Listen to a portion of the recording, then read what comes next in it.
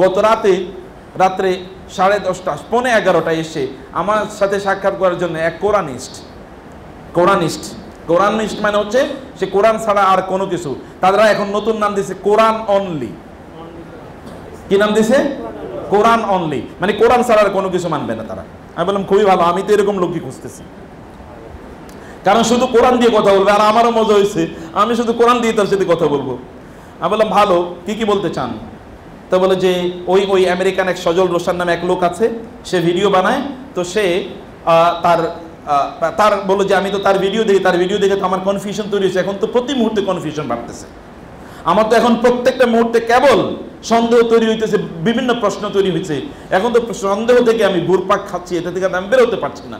আর আসলে তো আমি দেখি আমি কেন হাদিস মানবো, কারণ হাদিসের মধ্যে তো বহুত কি আছে, বহুত বিরোধ আছে, কন্ট্রাডিকশন আছে। এই হাদিসে কথা বলে, ওই হাদিসে কথা বলে, আমি করবো কি? তাই আমি বললাম হাদিসে আপনি যাচ্ছেন কেন? তার আগে তো কোরআনের মধ্যে কন্ট্রাডিকশন আছে। বলে কেমনে? আমি বললাম তার আগে আপনি বলেন কোনটা হাদিস আর কোনটা কোরআন, এটা আপনি কিভাবে বুঝবেন? বলে কিভাবে বুঝবো মানে? আমি বললাম না, কোনটা হাদিস কোনটা কোরআন দুইটাই তো আরবি ভাষা, আপনি আরবি জানেন নাকি?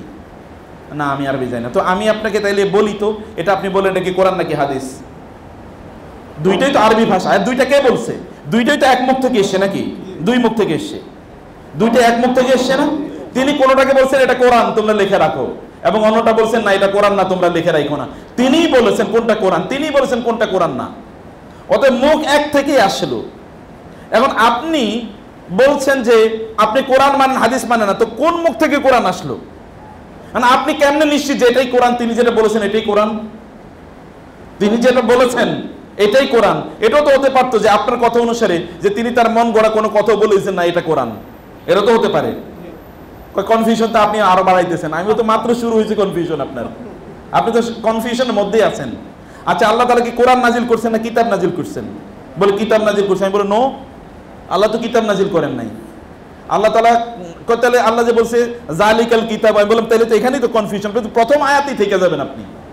আল্লাহ বলেছেন জালিকাল কিতাবু, এই কিতাব, তো এখানে তো কিতাব তিনি নাজিল করেন নাই, তিনি নাজিল করছেন কিতাব মানে তো একটা বই। এই যে বই, জিবরিল এসে বলবে রাসূল সাল্লাল্লাহু আলাইহি ওয়াসাল্লামকে ইয়া মুহাম্মদ, এই ধরেন আল্লাহ কিতাব পাঠাইছে আপনারে, এটা তো বলে কিতাব, কিন্তু তিনি পাঠাইছেন কি? তিনি তো পাঠাইছেন আসলে কোরআন। জিবরিল এসে হেরা গুহায় তাকে বলেছেন কি ইকরা বিসমি রাব্বিকাল্লাযী খলাক, এটা কি কোরআন না কিতাব? এটা তো কোরআন। কোরআন মানে তেলাওয়াত, পাঠ, রিসাইটেশন, তাকে মুখে মুখে পড়াইছেন। এবং 23 বছর যাবত ফেরেশতা জিবরিল এসে কি কোনোদিন বলছেন যে ধরেন এটা হলো কিতাব, এটা আপনি পড়েন না? বারবারই কোরআন মানে হচ্ছে রিসাইটেশন, কারা ইয়াকরাউ, একরা পড়ো। কোরআন মানে রিডিং, অর্থাৎ পড়বেন মুখে মুখে। তাহলে কিতাব এলো কোথা থেকে? আল্লাহ যে বললেন আমি কিতাব নাজিল করছি, বলে হ্যাঁ কথা তো সত্য। তাই বললাম ঠিক আছে। আপনি বলে যে হ্যাঁ আসলে ঠিক আছে। আমি বললাম হাদিস নিয়ে আপনার সন্দেহ কোথায়? অনেক, প্রায় 2 ঘন্টার উপর আলোচনা। বলে হাদিস নিয়ে আমার সন্দেহ হলো এই হাদিস যারা লিখছেন এদেরকে আমরা কিভাবে বিশ্বাস করি যে এরা এই হাদিস এরা যা বলছে এটাই আল্লাহ রাসূল বলছেন সত্য? এটা তো মানুষ তৈরি করছে। আর আল্লাহ তাআলা বলছেন কেবল আমাদেরকে যেন আমরা কোরআন মানি। আল্লাহ তাআলা বলেছেন তোমরা আল্লাহকে অনুসরণ করো। তো আমরা বিচারক, আল্লাহ তাআলা বলেছেন কেবল আল্লাহই বিচারক। তো আমরা তাহলে মুহাম্মদ সাল্লাল্লাহু আলাইহি ওয়াসাল্লামকে যখন বিচারক মানি, তাহলে কি আমরা আল্লাহর সাথে শিরক করছি না? শিরক গিয়ে কোথায় ঠেকাচ্ছে দেখেন। তার মানে খুবই ভালো কথা। আপনি প্রথমত হলো যে আপনি কোরআনের মধ্যে যে আয়াতগুলো আছে, আমি 2-4টা আয়াত বলি। মদের আয়াতগুলো আপনি জানেন কিনা? বলে হ্যাঁ মদের আয়াতগুলো আমি জানি।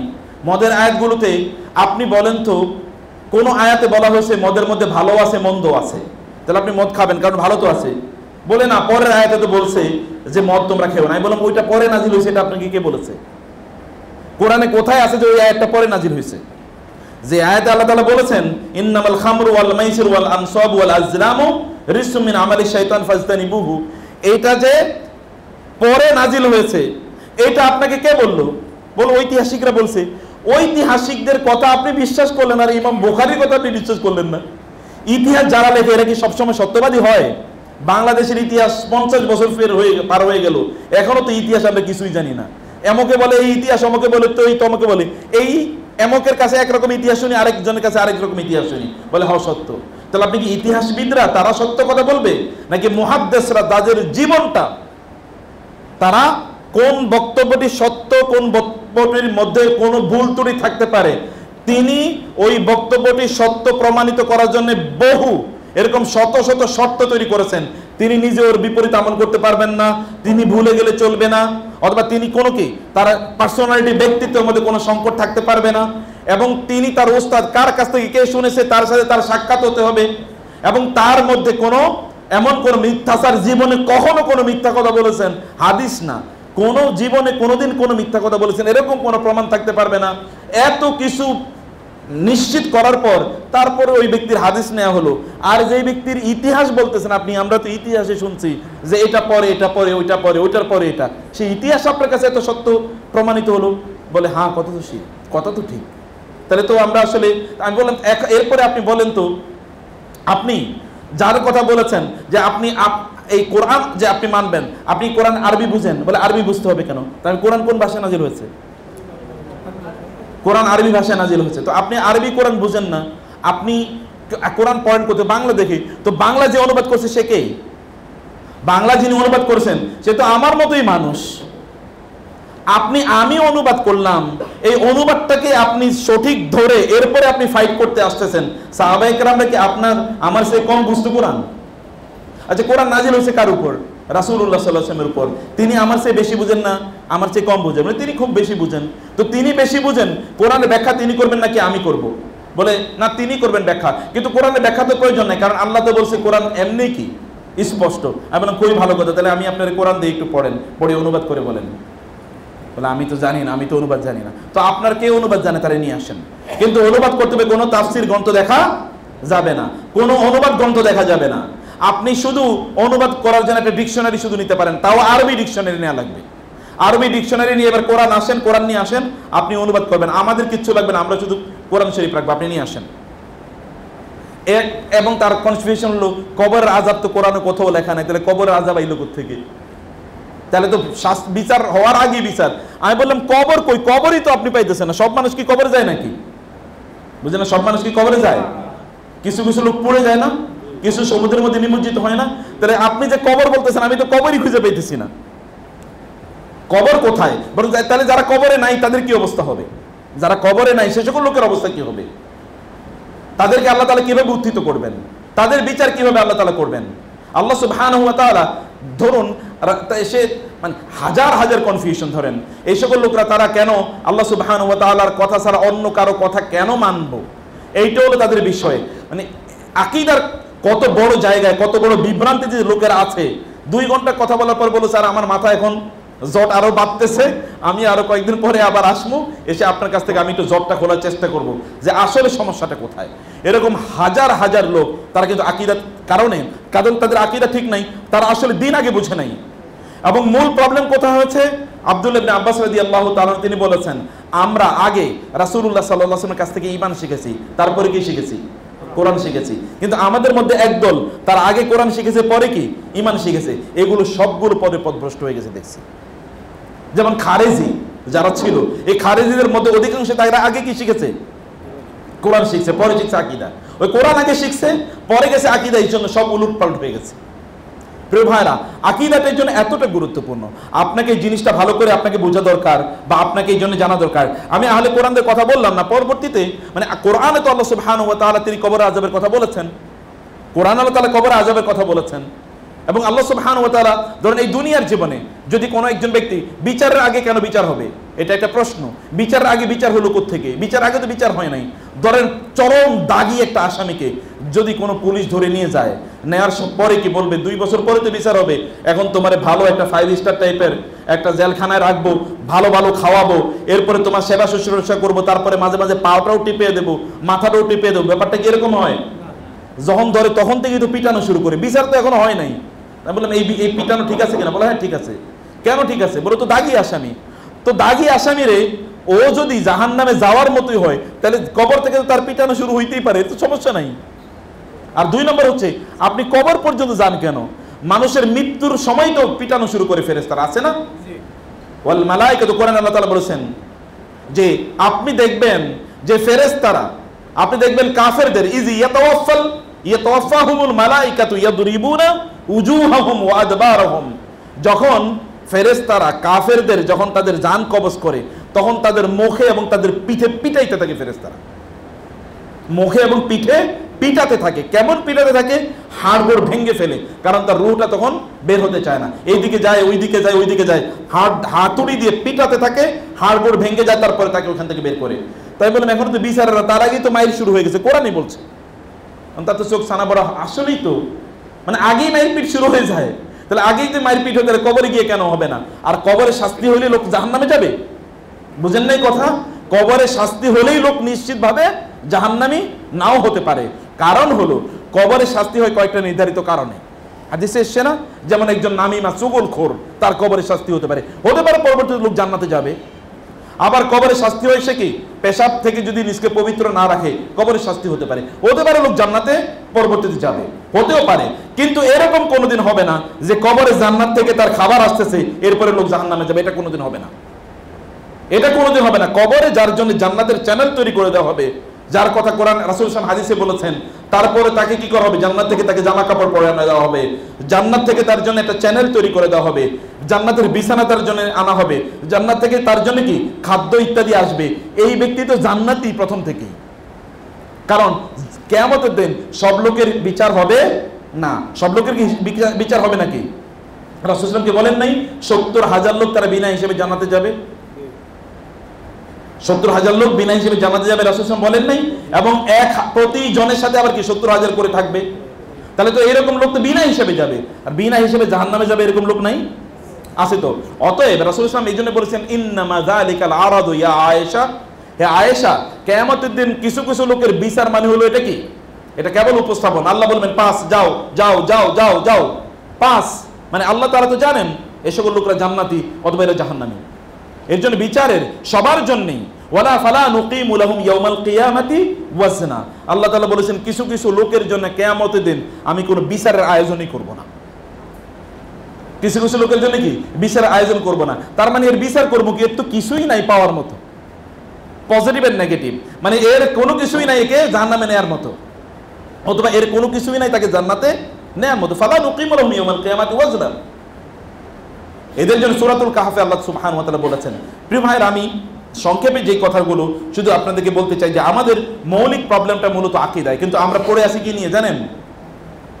বুঝেন না? আমরা পড়ে আছি ফিকহ নিয়ে। কি নিয়ে পড়ে আছি? ফিকহ নিয়ে। মারামারি সব ফিকহ। ফিকহ মানে হচ্ছে আপনি ধরেন বাংলায় খুতবা দেবেন নাকি আরবিতে খুতবা দেবেন, এটা হলো মারামারির ইস্যু।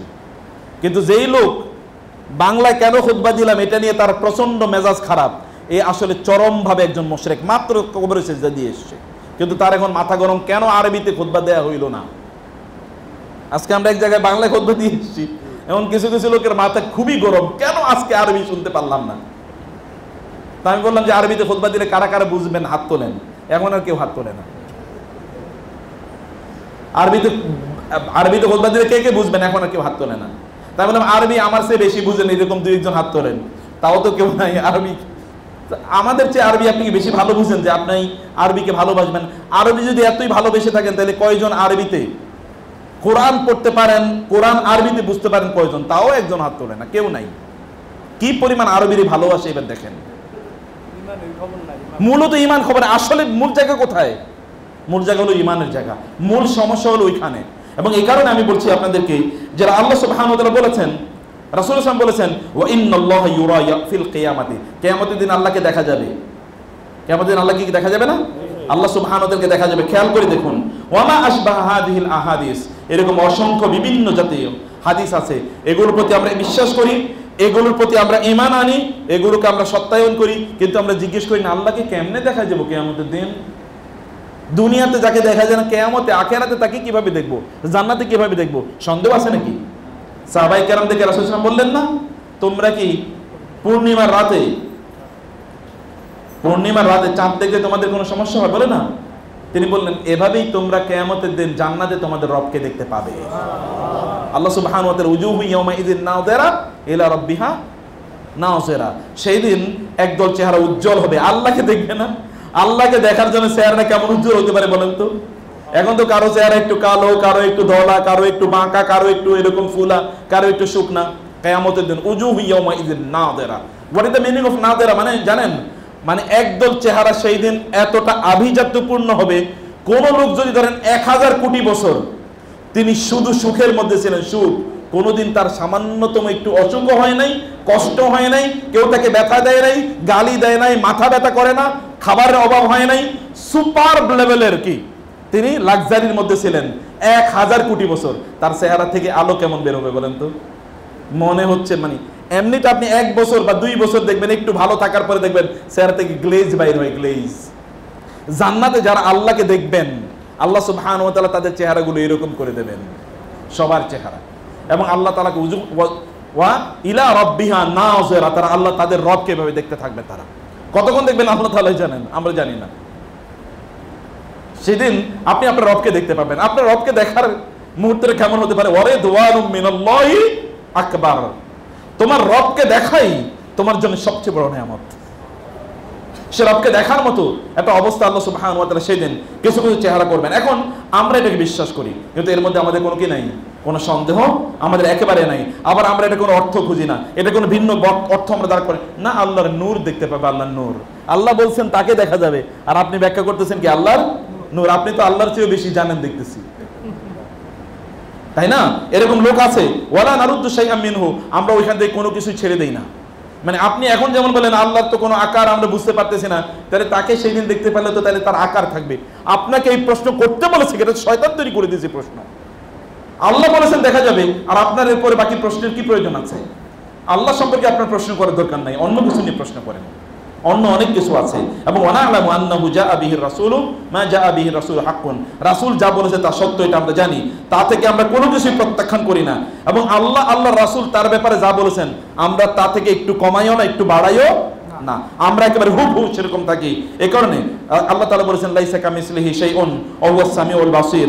রাসূলুল্লাহ সাল্লাল্লাহু আলাইহি ওয়াসাল্লাম এবং আল্লাহ তাআলা তার ব্যাপারে আমাদেরকে যা বলেছেন আমরা অতটুকু থাকি। যেমন কোরআন যা বলেছে, সুন্নাহ যা বলেছে, এই জায়গা থেকে আমরা এতটুকু নড়ি না। ফলে আল্লাহর কোনো গুণবাচক নামকে আমরা অস্বীকার করি না। আল্লাহ সুবহানাহু ওয়া তাআলা এর কোনো গুণকে আমরা ভিন্ন কোনো ব্যাখ্যা দ্বারা করাই না। এবং আমরা আল্লাহ সুবহানাহু ওয়া তাআলা এর ব্যাপারে নতুন কোনো বক্তব্য আমরা আরোপ করি না।